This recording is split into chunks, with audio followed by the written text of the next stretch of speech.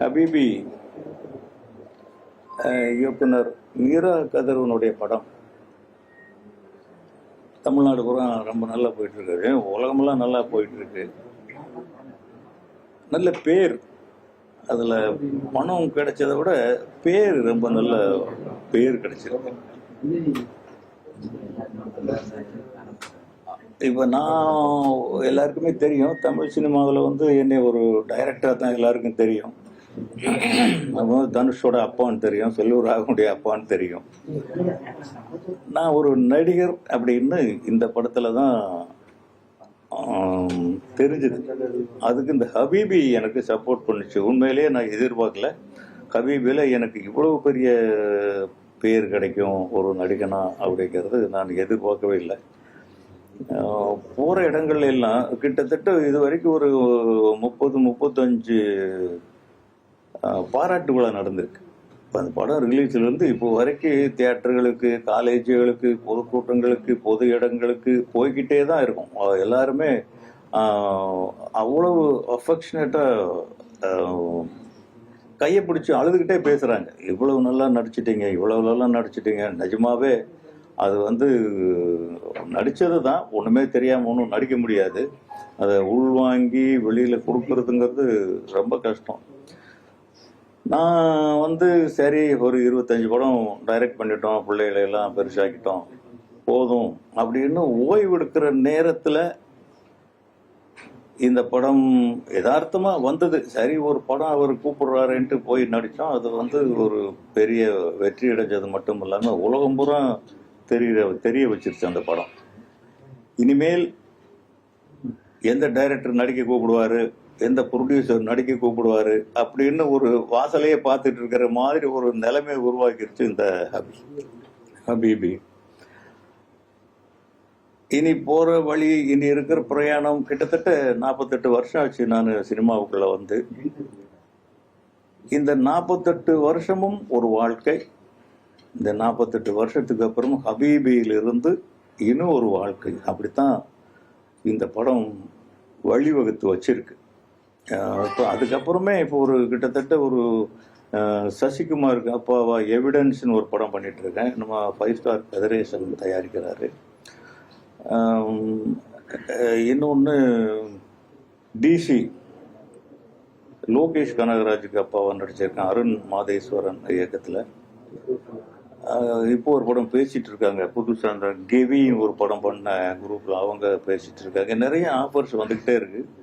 இனி வந்து ஓய்வு இல்லாமல் நடிக்க வேண்டியது தான் நினைக்கிறேன். அதுக்காக எல்லா கதாபாத்திரங்களையும் பண்ணணும், நடிப்புன்னு கூப்பிட்டா ஓடி போய் நின்றுட்டு வரணும் அப்படிங்கிறது இல்லை என்னுடைய மோட்டிவ். ஒரு நல்ல கதாபாத்திரமா அமையணும். 4 சீன் வந்தா கூட அந்த கதாபாத்திரம் ஏதாவது செய்யணும். அப்படிப்பட்ட கதாபாத்திரங்களை தான் நான் எதிர்பார்க்குறேன். இனி நடிகனா எவ்வளவு நாள் வாழணுமோ தெரியல, கடவுள் என்ன நமக்கு விதிச்சு வச்சிருக்காரோ. சார், 48 வருஷம் சினிமா சொன்னீங்க. குறிப்பிட்ட சில நாட்கள் ரொம்ப சந்தோஷமா இருக்கு, அவ்வளவு மனநிறைவு. எனக்கு தெரியும், நேற்று முந்தா நாளும் ஒரு அப்பாவா, ஒரு இயக்குனரா, தனுஷுக்கு வந்து 2 தேசிய விருது, படம் ராயனுக்கு கிடைச்சி, கேப்டன் மில்லருக்கு தேசிய விருது கிடைச்சி. என்ன நினைக்கிறீங்க? எடுத்துல இதே ஆபீஸ்ல தான் ஸ்கூல் படிக்கிறத தம்பி வந்து நீங்க வந்து வலுக்கட்டாயமா சினிமா கிடைச்சிட்டு வந்தீங்க. அந்த இதை பத்தி சொல்லுங்க, சந்தோஷத்தை. தேசிய விருது கிடைச்சது மகிழ்ச்சி தான். ஒரு குடும்பத்தில் அவருடைய வழி, அவர் பயணம் பண்ற வழி, அவருடைய முயற்சிகள் எல்லாமே அந்த சிந்தனைகள் அப்படியே இருக்கிறதுனால எங்கேயாவது ஒரு இடத்துல அது அவருக்கு கிடைச்சிருக்கு. அதர்வைஸ் அதில் வந்து நமக்கு இன்ஃப்ளூயன்ஸோ அதெல்லாம் அப்படியெல்லாம் ஒன்றும் கிடையாது. அதில் வந்து அவருடைய முயற்சி. ரெண்டாவது, இது அரசு ஜூரி அவங்க எடுக்கிற முடிவுகள் தான் தேசிய விருது கிடைக்கிறது. எனக்கு என் மகனுக்கு அதுவும் இந்த தடவை 2 விருதுகள் கிடைச்சிருக்கு. அப்படிங்கிறதுல ரொம்ப பெருமையான ஒரு விஷயமா தான் நான் நினைக்கிறேன். இப்படியே அவர் தொடர்ந்து வாங்குவார். இன்னைக்கு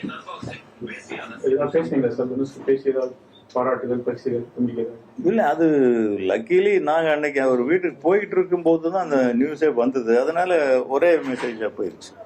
வீட்டில் சந்தோஷமா இருந்தால் அவர் கேக்கு வெட்டினாரு. அந்த மகிழ்ச்சி தான் மொத்த குடும்பத்துக்கும் ஒரு மகிழ்ச்சி தான். தேசிய விருதுங்கிறது ஜூரி ஒரு அமைப்புல தான் உருவாக்கப்படுது. ஆனா அந்த விமர்சனங்கள் வந்தது. குறிப்பா அந்த கேப்டன் மில்லர் படம் வந்து கொஞ்சம் வன்முறை இருக்கு, அதுக்கு வந்து படம் கொடுத்தாங்க.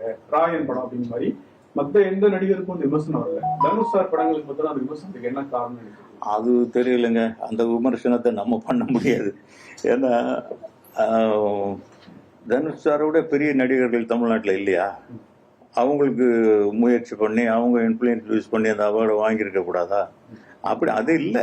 இது வந்து அரசு எடுக்கிற முடிவு, தேர்வு குழு எடுக்கிற முடிவுன்னு தான் நான் நினைக்கிறேன். இதில் வந்து மற்றபடி தனுஷுக்கு அவ்வளோ பெரிய புத்திசாலித்தனமா கிடையாது. எங்கேயாவது போய் 4 பேரை பார்த்து பேசி ஐயா எனக்கு அவார்டு கொடுங்க, ஐயா எனக்கு அவார்டு கொடுங்க, எப்படியாவது.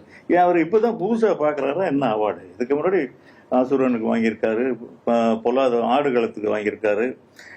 இது ஒன்றும் அதனால் அவார்டுக்காக ஏங்கிற பையன் இல்லை. அது கொடுக்கும்போது அந்த மகிழ்ச்சியை நம்ம ஏற்றுக்கோம். இப்போ இந்தியாவில் ஒரு சிறந்த மம்முட்டி சார் வாங்கியிருக்காரு, அது எவ்வளோ பெரிய விஷயம். அவர் தான் இன்னைக்கு இந்தியாவில் பெஸ்ட் ஆக்டர்னு வாங்கியிருக்காரு. அப்படிங்கும்போது அது ஒரு பாராட்டப்பட வேண்டிய ஒரு விஷயம். ஓ, நம்ம பையன் வந்து அந்த சிந்தனையில் இருக்கான் அப்படிங்கிறது. நீங்களும் நடிக்கிறீங்க, செல்வராகவன் சார் நடிச்சிருக்காரு, பேரனும் நடிக்கிறாரு, யாத்ராலிங்காவும் நடிக்க வர போறாங்க. இது எப்படி பாக்குறீங்க? அதெல்லாம் பெரிய விஷயம் இல்லைங்க. அவங்களாம் இளைஞர்கள். 73 வயசுல நான் நடிக்க வந்திருக்கேன் பாருங்க, அதுதான் பெரிய விஷயம். இப்படி ஒரு களத்துல வந்து நான் இறங்குவேன் அப்படின்னு நான் நினைக்கவே இல்லை. எனக்கு ரொம்ப பெரிய நம்பிக்கை இருக்கு. எல்லா இயக்குநர்களும் என்னை யோசிப்பாங்கன்னு, எல்லா ப்ரொடியூசர்களும் என்னை விரும்புவாங்கன்னு நினைக்கிறேன். அதனால அந்த நம்பிக்கை இருக்கு. அவங்க மொத்த குடும்பமே சினிமா தான் அப்படின்னு ஆயிடுச்சு போல இருக்கு. பேரன் பவிஷ் இப்போ வந்திருக்காரு, இன்னும் அடுத்த யாத்திரா வருவாரு, இன்னும் லிங்கா வருவாரோ என்னமோ. எத்தனை பேர் வருவாங்கன்னு தெரியல. இருக்கிறவங்க பூராமே வருவானோ என்னமோ தெரியல. தனுஷ் சார் பார்த்தீங்கன்னா 3 தேசிய விருது வாங்கிட்டாரு. தெலுங்குல கலக்குறாரு, இந்தி படத்துல அவ்வளவு பெரிய ஆளா இருக்காரு. சமீப காலம் இந்தியில யாருமே பண்ணல அந்த அளவுக்கு ஹீரோ ஆயிட்டாரு. ஹாலிவுட் படம் நடிச்சிட்டாரு. இதுக்கப்புறம் என்ன சார் நீங்க என்ன ஒரு அப்பாவை என்ன அட்வைஸ் பண்ணுவீங்க? ஒன்றும் இல்லைங்க, அவர் வந்து டிசிப்ளினா இருக்கணும்னு ஒரு வார்த்தை அந்த காலத்துல சொன்ன ஒரு துள்ளுவது இளமைக்கு போறப்போ, இந்த வரைக்கும் அவர் டிசிப்ளினா இருக்கிற மாதிரி தான் எனக்கு தோணுது. இன்னும் அதே தான், அது இருக்கிறதுனால தான் அவர் அதை வாங்குறாரு. இல்லாட்டி புஷ் பண்ணியெல்லாம் வாங்கிட முடியாது. அதனால அது இருக்கு. இப்படியே கடைசி வரைக்கும் அவர் இருக்கணும். நமக்கு பிள்ளைங்க நம்ம கண்ணு முன்னாடி பெருசா இருக்கணும், நல்லா ஹாப்பியா இருக்கணுங்கிறத தவிர ஒரு அப்பா அம்மாவுக்கு என்ன வரப்போகுது? அவங்க அதெல்லாம் சும்மாங்க, ஏதாவது வைரல் வந்துட்டு தானே இருக்கும். இல்லாட்டி மீடியாவுக்கு இது வேலை இல்ல, என்ன வேலை இல்ல. அவர் ஆரம்பிச்சாதான் ஆரம்பிச்சு போட்டா ஆரம்பிச்சுட்டு போறாரு. யாருக்கு என்ன? அவர் ஆரம்பிக்கல, அதனால யாருக்கு என்ன? அதனால ஒரு பெண்ணு மேல் ஒரு தடவை இந்தியாவுக்கு சுதந்திரம் வந்துட போகுதா என்ன? அவர் அது ஏதோ பண்றாங்க, அதுல நான் அவ்வளவு கேட்டுக்கிறது இல்லை, அதை தலையிடுறதும் இல்லை. ரொம்ப கிட்ட என்ன பண்ணா என்னப்பா தான். அதர்வைஸ் நாங்க பார்க்கும்போது நீ என்ன படம் பண்ற, நான் என்ன படம் பண்றேன். இப்ப இந்த ஹபீபிக்கே பண்ணும்போதுன்னா பல நாட்கள் போயிட்டு வர வேண்டியதா இருந்தது. அப்போ கூட அவங்க எங்க போறீங்க, எதுக்கு போறீங்க அப்படின்னு நம்ம கேட்கவே மாட்டாங்க. நாங்களும் மீட் பண்ணும்போது நீ என்னப்பா படம் பண்ற, எவ்வளவு சம்பளம் வாங்குற, எதுக்கு கொடி போட்ட, எதுக்கு கொடி போடல, இதெல்லாம் நமக்கு அறிவுக்கு எட்டாத வேலை. அதனால அதை பத்தி ஒன்றும் பண்றது இல்லை. எனக்கு அது ஒன்றும் அதுல பெருசா ஒரு இது இருக்கிற மாதிரி எனக்கு தோணலை. இதுல ஒரே கேள்வி, நீங்க வந்து தனுஷ் சாரை வந்து நல்ல நடிக்க வச்சீங்க, அவர் இப்ப டைரக்டர் ஆகி உங்க நடிக்க கூட்டாது சொல்லி நடிக்க ரெடியா இருக்கீங்களா? ஏன் அவர் ஒரு தேசிய விருது வாங்கிட்டாரு, இப்ப டைரக்டருக்கு அவர் கூப்பிட்டு நடிக்க சொன்னா போகாம எப்படி இருப்பேன்? போவேன். ஆனா செல்வராகவன்கிட்ட போகணுங்கிற சந்தேகம். அவரு ரொம்ப கொடூரமா நடத்துவார். இந்த புதுப்பேட்டையில ஒரு ரோலுக்கு போட்டு அவருக்கும் எனக்கும் செட் ஆகல, அதுல வேணான்ட்டு வந்துட்டேன் நான். படத்துல இல்ல அந்த கேரக்டர். அதனால ஒரு பெரிய டிஜிபி மாரி ஒண்ணு போட்டாங்க. காலையில இருந்து சாயந்தரம் வரைக்கும் ப்ரொசஷனாவே இருந்தது. ஒரு போலீஸ் ஒரு கண்ட்ரோல் பண்ற மாதிரி. ஒரு டெட் பாடி ஊர்வலம் வருது. கடைசியில முடியும் போது ஒரு க்ளோஸ் அப் வச்சாங்க. அது எனக்கு சொல்ல வரல, உண்மையிலே வரலதான். நான் சரியா பண்ணலங்கிறது ஒத்துக்கிறோம் நம்ம. திடீர்னு வேற எதுக்கும் கூப்பிட்டு நீங்க அதை நடிங்கன்னு ப்ரிப்பரேஷன் இல்லாத போயிடும் இல்லையா? அப்புறம் சாயந்தரம் ரூமுக்கு போய் கேட்டேன், இது என்னப்பா ரோலு, அது யாரு, ப்ரொசஷன்ல வர்றது யாரு, இது யாரு? இவர் டிஜிபி, அவர் தான் தனுஷ், அவர் பெரிய ரவுடி, நீங்க தான் என்கவுண்டர்ல ஒரு போடுறீங்கன்னாரு. அன்னைக்கு சாயந்தரமே அவங்களை கேட்காமலே ஃபிளைட் பிடிச்சி வீட்டுக்கு வந்தேன். இது ஏன் நமக்கு வரல அப்படிங்கறதுல ஒரு மாரல் இருக்கு பாருங்க. அப்புறம் ஒரு போன்ல சத்தம் போட்டார், என்னப்பா சினிமா தானே, நீங்க இவ்வளவு பெரிய டைரக்டர், உங்களுக்கு தெரிய வேணாமா? இல்லப்பா சினிமானாலும் கூட அப்பா பிள்ளைங்கிறது ஒண்ணுதான், இதனால எனக்கு வராம இருந்திருக்கு அப்படின்னு சொல்லிட்டு வந்தேன்.